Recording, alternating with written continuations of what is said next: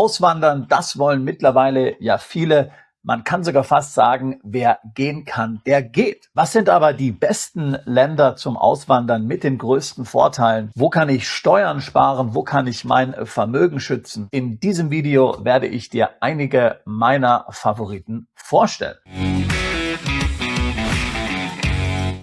Man hat das Gefühl, dass über das Thema Auswandern in den letzten Jahren immer mehr gesprochen wird. Auch in den deutschsprachigen Medien werden immer mehr Artikel zu diesem Thema veröffentlicht. Es scheint ein wirklicher Trend zu sein, insbesondere natürlich unter den Leistungsträgern in Deutschland, in Österreich, zum Teil auch sogar aus der Schweiz. Denn man hat das Gefühl, dass der Staat immer zugriffiger wird, dass die EU sich immer mehr zu einem digitalen Gefängnis wandelt. Wir haben ja schon öfter den Begriff des digitalen Gulags hier verwendet. Wir wissen, dass die Staaten immer mehr Geld brauchen. Das hängt damit zusammen, dass Politiker unheimlich verschwenderisch sind, aber natürlich auch die demografische Entwicklung ist nicht besonders ermutigend und die gesamte wirtschaftliche Entwicklung ist natürlich auch im Argen und das schon seit vielen Jahren. Aber anstatt dass die Regierungen die Gürtel enger schnallen, tatsächlich den Sozialstaat kürzen, tatsächlich Kosten abbauen, wird immer mehr ausgegeben. Tatsächlich gibt es Steuereinnahmen auf Rekordhöhe. Auch diese sind aber nicht genug.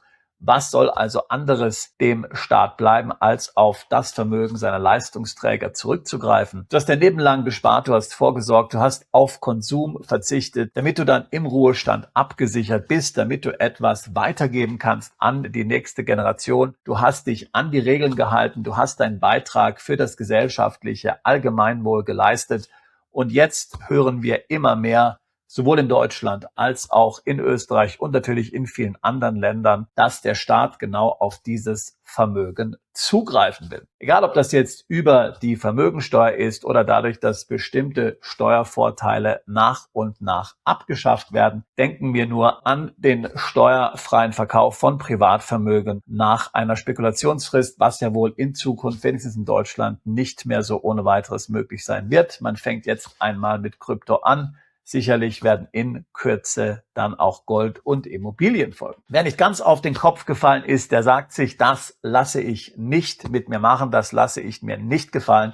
Dafür habe ich nicht mein ganzes Leben lang diszipliniert gelebt, gespart, hart gearbeitet, auf Freizeit verzichtet, meine Steuern bezahlt, dass mir jetzt einfach so alles abgenommen wird. Also wer gehen kann, der geht, aber die Frage ist natürlich, wohin? Und deswegen werde ich dir in diesem Video mal einige meiner Favoriten vorstellen. Viele dazu haben wir natürlich auf diesem Kanal schon hier mehrfach behandelt. Hier werde ich sie nochmal ganz kurz zusammenfassen. Und übrigens zu all diesen Ländern haben wir natürlich auch interessante Seminar- und Erlebnisreisen in den nächsten Monaten geplant. Also wenn du zum Beispiel zum Jahresende eine Auswanderung planst, dann können diese Reisen und Events für dich ideal sein, um dich darauf vorzubereiten, um etwas zu lernen, aber auch um die Kultur einzutauchen. Und das natürlich im Kreise Gleichgesinnter Menschen, die genauso denken wie du, die den gleichen Hintergrund haben, wo du nicht dich groß erklären musst und dich rechtfertigen musst. Du tust also nicht nur etwas für den Verstand, sondern auch fürs Gemüt, für dein Herz. Und was kann schöner sein, was kann erfüllender sein, als ein paar schöne Tage in einer solchen Umgebung zu erleben? Alle Termine zu den Seminaren, zu den Reisen auf unserer Webseite, Link dazu in der Beschreibung dieses Videos. Land Nummer 1 ist Irland. Ja, ich weiß, Irland ist in der EU, aber manchmal macht es eben Sinn, innerhalb der EU umzuziehen, weil es einfacher ist, weil man noch nah dran sein muss, zum Beispiel an der Familie, vielleicht auch, weil man Kinder hat, die in die Schule gehen sollen. Irland ist diesbezüglich ein hervorragender Kompromiss, gutes Schulsystem, englischsprachig, steuerlich sehr attraktiv mit dem Non-Dom-Status, ausländische Einkünfte werden absolut nicht besteuert.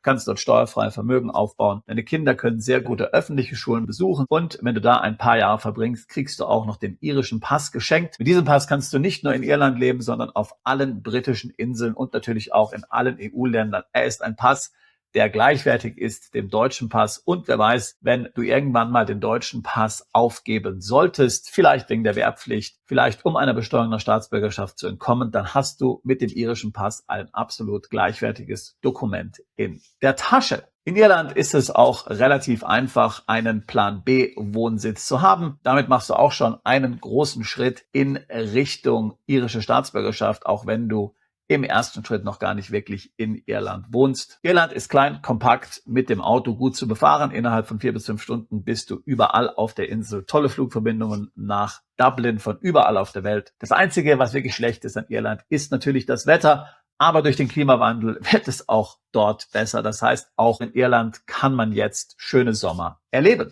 Land Nummer 2 sind die Philippinen. Auch das natürlich ein Land, über welches wir hier oft sprechen. Die ideale Basis in Asien, wie ich finde, viel besser, einfacher als zum Beispiel Thailand oder auch Malaysia. Die Steuervorteile sind unendlich größer. Es gibt schlicht und ergreifend keine Steuern für Ausländer auf nicht-philippinische Einkünfte. Du kannst dich dort ohne Visum aufhalten. Wenn du einen wirklichen Aufenthaltstitel willst, gibt es das SRV-Visum für Rentner ab 40 Jahren. Es gibt keinen Minimumaufenthalt, den du dort erfüllen musst.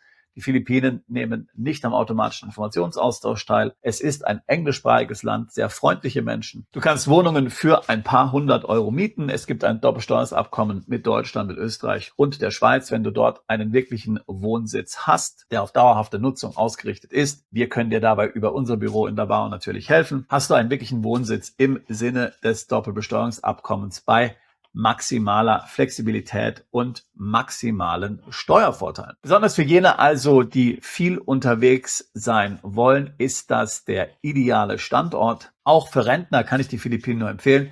Wenn du eine Betriebsrente bekommst, dann wird diese in Deutschland nicht besteuert. Sie ist dann auch in den Philippinen steuerfrei. Also diesbezüglich eine hochattraktive Option. Ähnlich wie in Irland bieten wir auch regelmäßig Seminare und Reisen nach Davao City in den Philippinen an. 5 Tage das Land erleben, nicht nur über Steuern, Visa und Gesetze erfahren, sondern auch die herrliche tropische Natur erleben. Wir sagen ja immer, die Südphilippinen, sie sind im Grunde so wie die Malediven, nur 75% günstiger. Wer kann das nicht mögen? Und dann mein Tipp Nummer 3, auch das wird dich nicht wirklich überraschen, wenn du uns kennst und diesen Kanal. Es sind die USA und ganz spezifisch Texas.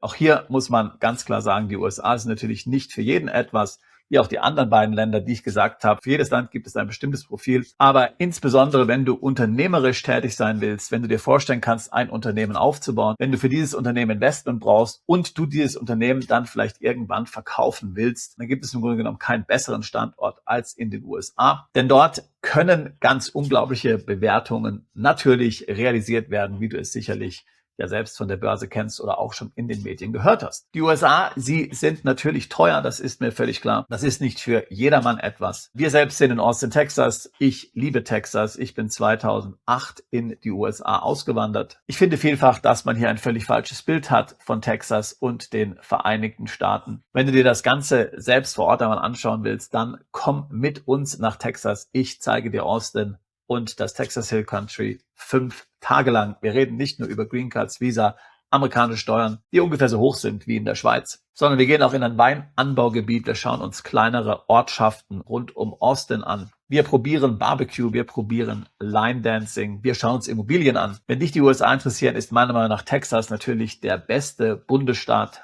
Persönlich gefällt es mir am besten. Man isst viel draußen, man hat gutes Wetter. Der Staat ist sehr businessfreundlich. Er liegt genau in der Mitte der USA, ist also gut von der Ostküste und der Westküste zu erreichen. Ist ein wirkliches Powerhouse, aber natürlich auch wird die Freiheit dort ganz groß geschrieben. Die amerikanische Demokratie, sie ist nicht nur Donald Trump, sondern im Grunde genommen wird sie in den einzelnen Bundesstaaten gemacht, in den einzelnen Landkreisen und Städten. Wenn du in Texas bist, wirst du weniger über Trump hören, als du über ihn hörst, wenn du in Deutschland bist. Denn wenn du dich in den USA aufhältst, dann dominiert die lokale Politik in den Medien, etwas, das sich viele überhaupt nicht vorstellen können. Tipp Nummer 4 ist Lateinamerika. Hier fasse ich jetzt mal eine ganze Region zusammen und fokussiere mich nicht auf ein einzelnes Land. Die Vorteile von Lateinamerika, sie sind immens, weit abgelegen, sicher, wenn du dir die Geopolitik anschaust. Tatsächlich Länder mit sehr großem Potenzial. In Lateinamerika können anders als in anderen Ländern Ausländer sehr einfach Grund und Boden kaufen, auch landwirtschaftliche Flächen. Es gibt unendlich viel Platz, eine wahnsinnig vielseitige Natur,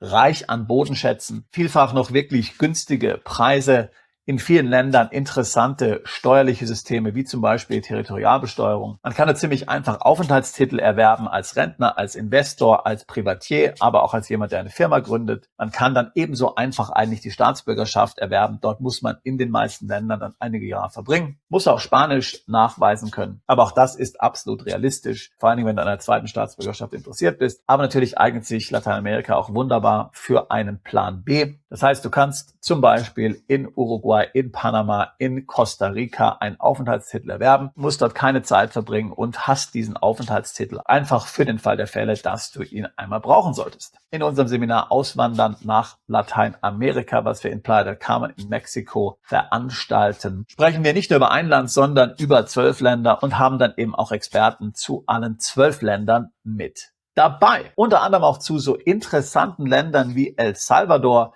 was ja bei vielen noch gar nicht wirklich auf dem Radar ist. Ein hochinteressantes Land, wo gerade sehr viel passiert, wo gerade sehr viel investiert wird. Steuerlich sehr vorteilhaft, geringe physische Präsenz notwendig. Also durchaus etwas, was man sich anschauen sollte, wenn einem die Freiheit lieb ist. Tipp Nummer 5 ist Sansibar in Tansania, eine wunderschöne Insel, die auch einmal in deutschem Besitz war. Übrigens gleichbleibende Temperaturen das ganze Jahr über, so 29, 30 Grad. Man muss sich keine Sorge vor Naturkatastrophen machen. Sehr nette Menschen, hat enorm zugenommen, was Tourismus betrifft in den letzten Jahren. Sansibar ist noch sehr am Anfang im Vergleich zum Beispiel zu Mauritius. Und das sieht man natürlich auch an den Preisen. Da kannst du immer noch ziemlich günstig investieren, zum Beispiel auch in Immobilien. Aber dadurch, dass eben so viel Tourismus in diese Region kommt, kannst du da auch recht attraktive Renditen erzielen. Wir sind ja schon lange dort auf Sansibar aktiv. Viele aus unserer Community haben dort in Fumba Town zum Beispiel Apartments erworben. Wenn du dort 100.000 investierst, dann bekommst du eine unbeschränkte Aufenthaltsgenehmigung. Also sehr interessant. Sansibar war ja auch bekannt während der Covid-Zeit. Da gab es fast keine Beschränkung. Dort konnte man dann ein sehr angenehmes Leben führen bei sehr günstigen Lebenshaltungskosten und tollem Wetter. Das heißt, für einen Plan B sicherlich ein idealer Standort. Wir haben schon viele Menschen nach Sansibar gebracht. Wir organisieren regelmäßig Reisen dahin. Wenn dich das interessiert und vor allen Dingen, wenn du Afrika noch nicht kennst, dann ist das ein guter Einstieg für dich in dieses Thema. Und wer weiß, vielleicht ist auch Sansibar der Ort für dich. Tipp Nummer 6 ist Georgien. Auch dafür haben wir schon viel gesprochen. Wir haben schon oft Reisen nach Georgien organisiert, um dann dort zum Beispiel Konten zu eröffnen, um Aufenthaltstitel zu bekommen. Und wie ernst wir dieses Thema nehmen, das kannst du auch daran sehen, dass mein Kollege Daniel mittlerweile nach Georgien umgezogen ist. Georgien hat ein günstiges Steuersystem. Auslandseinkünfte sind steuerfrei. Es ist sehr einfach, dort einen Aufenthaltstitel zu bekommen. Du brauchst doch gar keinen Aufenthaltstitel, um dich dort bis zu 12 Monate aufzuhalten. Es gibt hervorragende Banken, die auch kryptofreundlich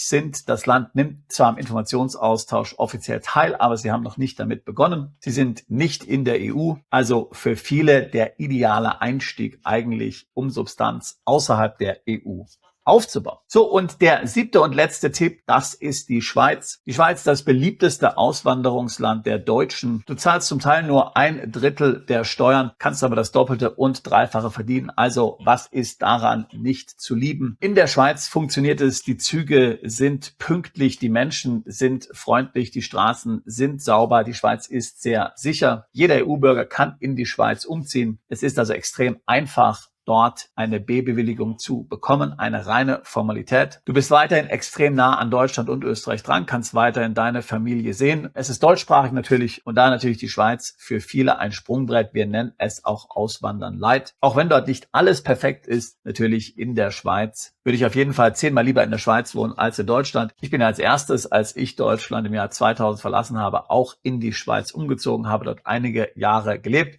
Wir machen seitdem immer noch sehr viel in der Schweiz und eben auch unser Seminar Auswandern in die Schweiz, was wir dort regelmäßig veranstalten. Dann auch übrigens in Kombination mit unserem Seminar das Schweizer Taschenmesser für deinen Plan B, wo es dann nicht so sehr ums Thema Auswandern, sondern eher Plan B geht für jene, die vielleicht noch nicht auswandern möchten. So, das waren sie, meine 7 Tipps. Und wie gesagt, zu allen diesen Ländern, zu allen diesen Regionen haben wir eben auch entsprechende Seminare und Reisen für dich organisiert. Ich würde mich freuen, dich dort kennenzulernen. Selbst wenn du natürlich nicht auf die Reisen kommen kannst, dann buche gerne ein Beratungsgespräch. Wir können dich zu allen diesen Ländern natürlich detailliert beraten. Es kann natürlich absolut auch nicht schaden, unseren Telegram-Kanal zu abonnieren, den ich ebenfalls in der Beschreibung dieses Videos verlinken werde. werde. Ich habe es gerade eben schon gesagt, ich bin vor 25 Jahren aus Deutschland weg und habe auch 25 Jahren die EU verlassen. Wie ich schon öfter hier erwähnt habe, ist es ein Moment wie in der Matrix. Du hast die blaue Pille oder die rote Pille. Und wenn du dann die rote Pille nimmst und wirklich einmal die EU verlassen hast, dann schaust du wirklich die Welt aus einer anderen Perspektive an. Und es ist interessant, wie sich nicht nur die Welt dadurch verändert, sondern auch du selbst. Eine Erfahrung, die ich nicht missen möchte, die ich nicht bereut habe. Sie war sicherlich eine der wichtigsten Erfahrungen meines Lebens. Ich denke, du wirst es auch nicht bereuen und daher würde ich mich freuen, auch dich alsbald zu unserer Mandantschaft zählen zu können. Bist du Unternehmer, Freiberufler oder Investor? Zieht es dich schon lange ins Ausland? Mach heute den ersten konkreten Schritt in eine Zukunft mit mehr Geld und mehr Freiheit. Buche ein Beratungsgespräch mit Sebastian und seinen Kollegen. Unsere Kanzlei unterstützt Mandanten wie dich dabei, deine Steuerlast legal zu reduzieren, Vermögen aufzubauen und zu schützen und deine persönliche Freiheit zu maximieren. Profitiere jetzt von unserem Fachwissen und unserem Netzwerk. Gehe zu mandatierung.com und werde Mandant unserer Kanzlei.